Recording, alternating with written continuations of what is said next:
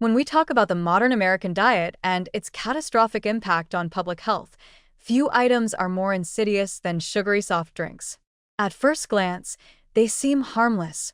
Bright cans, cheerful advertising, the sound of a cold fizz on a hot day. But beneath that cheerful image is a product that has wreaked havoc on public health for decades.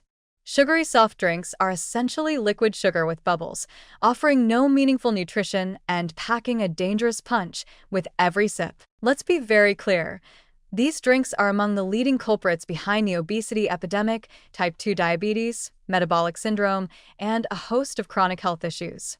A single can of soda can contain up to 40 grams of sugar or more, about 10 teaspoons in one serving. That's more than the recommended daily intake of added sugar for an entire day, consumed in just a few gulps.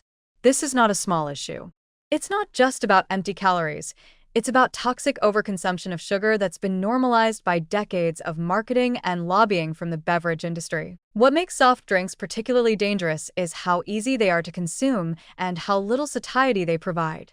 When you eat sugary solid foods, your body has some mechanisms to tell you you're full.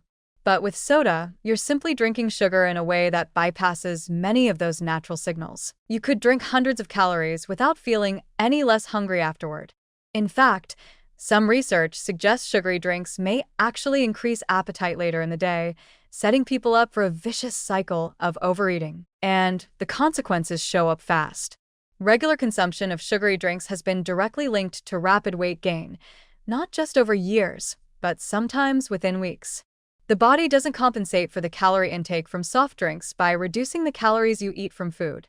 Instead, those calories pile on top, often stored as fat. Over time, this contributes to significant and stubborn weight gain, especially around the abdomen, where fat storage is most dangerous. But the damage goes far beyond just adding pounds.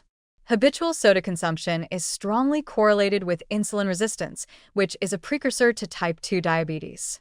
The constant flooding of the bloodstream with sugar forces the pancreas to pump out more insulin, and over time, the body becomes less responsive to it. Eventually, the system breaks down.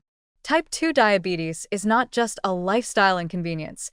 It leads to blindness, amputations, kidney failure, and a reduced lifespan. All that from something that started as a daily soda habit. Then there's the damage to the liver. High fructose corn syrup, a cheap and common sweetener in many sodas, is metabolized primarily in the liver, where it can trigger fatty liver disease. Non-alcoholic fatty liver disease, NEFLD, has skyrocketed in recent years, and sugary beverages are a primary driver. This isn't just about cosmetic fat. It's about an internal organ being overloaded and progressively scarred. And don't forget your heart. People who consume sugary drinks daily are at much greater risk for cardiovascular disease.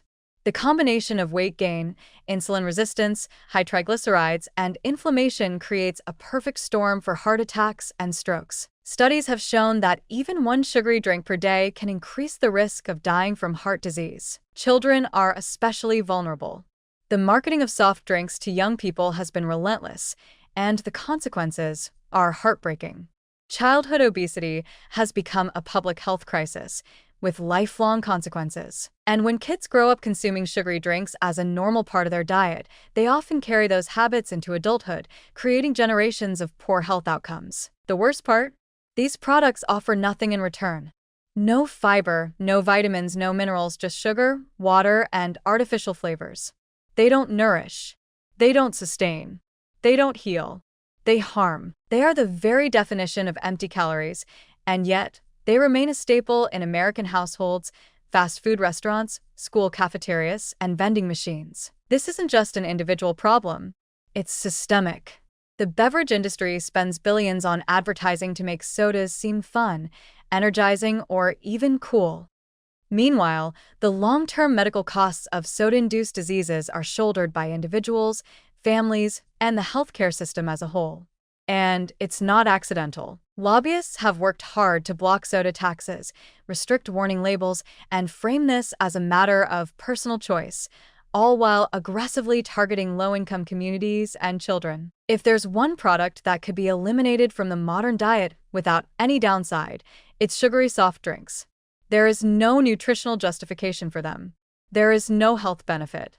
Their only legacy is disease, obesity, and profit for multinational corporations. So yes, every sip counts. And every sip comes with a cost. If you're reaching for a soda, ask yourself, is it worth the risk? Because the sugar in that can may taste sweet for a moment, but the long-term consequences are bitter beyond belief.